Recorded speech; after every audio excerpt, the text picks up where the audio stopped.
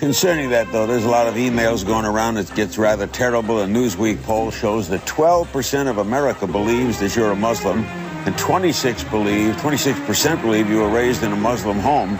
A lot of misinformation. How do you fight that? Well, you know, by getting on Larry King and telling everybody I'm a Christian and I wasn't raised in a Muslim home, and pledge allegiance to the flag, and you know, all the things that have been reported in these emails are completely untrue and have been debunked again and again and again. So all you can do is just tell the truth and trust in the American people that over time they're going to know what the truth is. One last point I do want to make about these emails, though, and I think this has an impact on this New Yorker cover.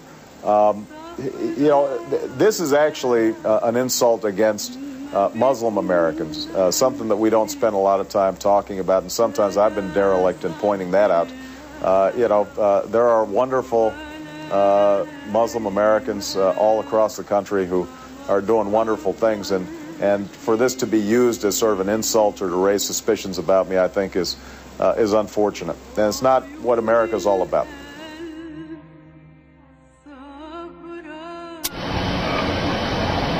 Maybe I'm not an American citizen. Some people said, he has a forged birth certificate. Well, first of all, it's true, I'm not American. Okay, I was not born in Hawaii. I wasn't born in the United States of America. I come from Kenya. And so I think people saw my election as proof, as testimony that our society has continued to become more and more. Barack has led by example. When we took our trip to Africa and visited his home country in Kenya, we took a public HIV test for the very point of showing what we want, or so gallantly streaming. Make one last point on this issue of the flag pin. As you noted, I wore one yesterday when a veteran handed it to me, who himself was disabled and works on behalf of disabled veterans. I have never said that I won't wear that pin on my chest. Instead, I'm going to try to tell the American people what I believe will make this country great. And, you know, hopefully that will be a testimony to my patriotism.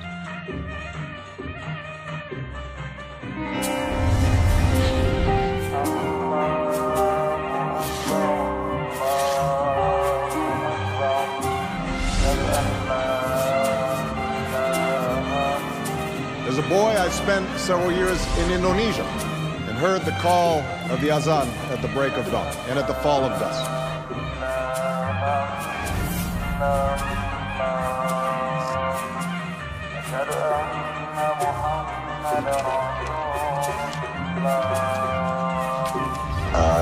Talked about my Muslim faith, and you're absolutely right that has not Christian come. faith.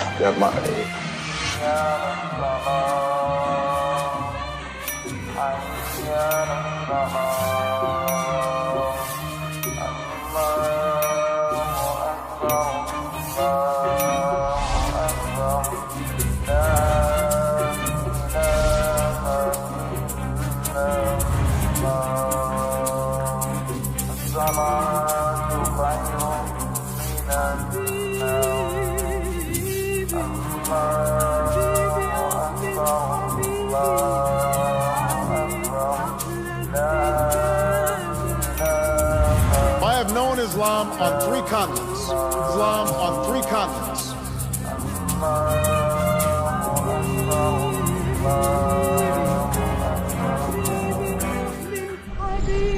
Assalamu alaikum. Many other Americans have Muslims in their families or have lived in a Muslim majority country. I know because I am one of them. But my father came from a Kenyan family that includes generations of Muslims. As a boy, I spent several years in Indonesia and heard the call of the azan at the break of dawn. I have known Islam on 3 continents before coming to the region where it was first revealed. That experience guides my conviction. You're absolutely right that John McCain has not talked about my Muslim faith.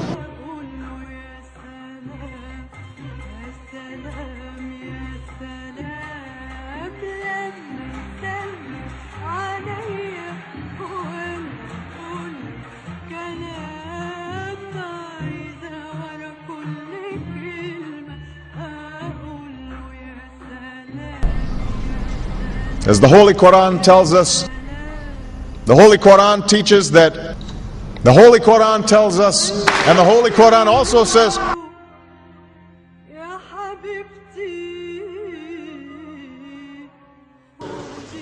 we will convey our deep appreciation for the Islamic faith, which has done so much over the centuries to shape the world. I would like to speak directly to the people and leaders of the Islamic Republic of Iran. Your great and celebrated culture. Over many centuries, your art, your music, literature, and innovation have made the world a better and more beautiful place. We know that you are a great civilization, and your accomplishments have earned the respect of the United States and the world. I also know civilization's debt to Islam. It was Islam at places like Uluzala that carried the light of learning through so many centuries, paving the way for Europe's Renaissance and Enlightenment. It was innovation in Muslim communities that developed the order of algebra, our magnetic compass and tools of navigation, our mastery of pens and printing, our understanding of how disease spreads and how it can be healed. Islamic culture has given us majestic arches and soaring spires, timeless poetry and cherished music, elegant calligraphy, and places of peaceful contemplation. They have fought in our wars, they have served in our government, they have stood for civil rights, they have started businesses, they have taught at our universities, they've excelled in our sports arenas, they've won Nobel Prizes, built our tallest building, and lit the Olympic torch. And when the first Muslim American was recently elected to Congress, he took the oath to defend our Constitution using the same Holy Quran. In ancient times and in our times, Muslim communities have been at the forefront of innovation and education.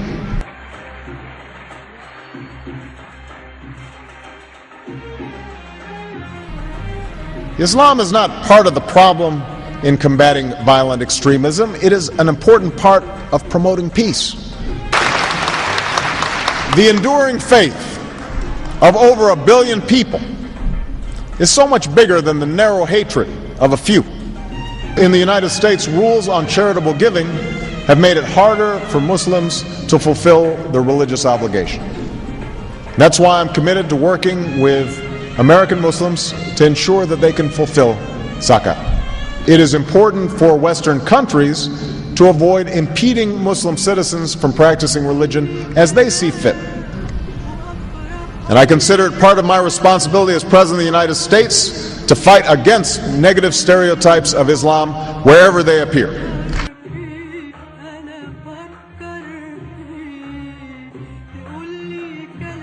We are no longer a Christian nation.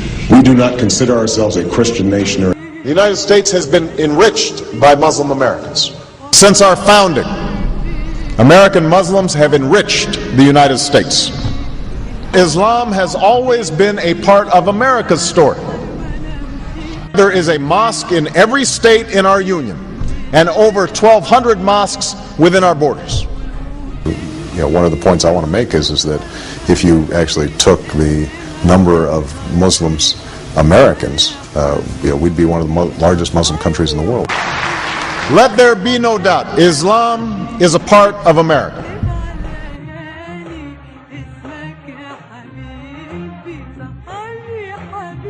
he did bow to the Muslim king, while he did not do it to the British Queen of England. And by bowing, he showed the world that I am subservient. I do bow down to you as a Muslim king, something no other president has done with Saudi Arabia.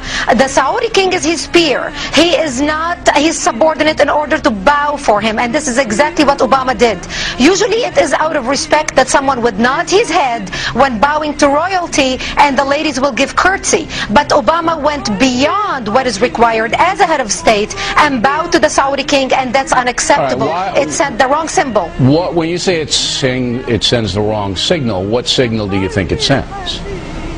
It sent a message that Islam is superior to any other master or king or president in the world, that an American president bowed to a Muslim king. It also sent a message that terrorism and jihadism is giving Islam the respect it should have on the world stage, to the point that it made an American president, for the first time in history, bow to a Muslim king.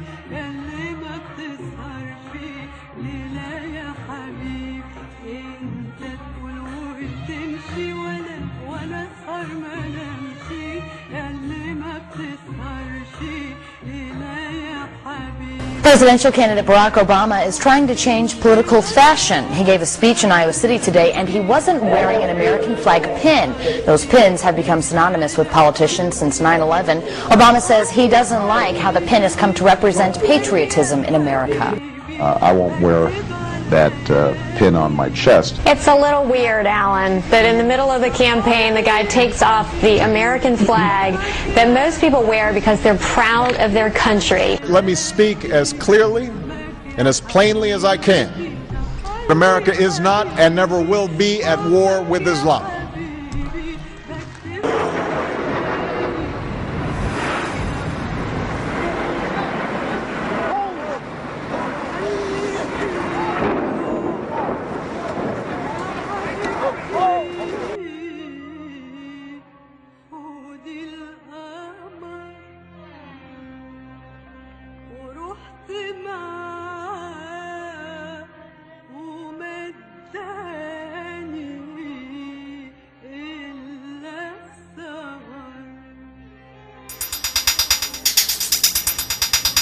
Islamic relations, care, have secretly met with the Obama administration hundreds of times.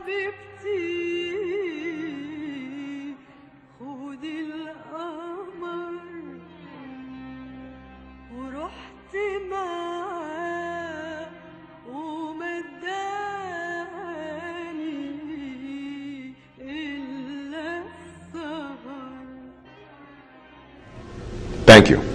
And Eid Shoma Mubarak.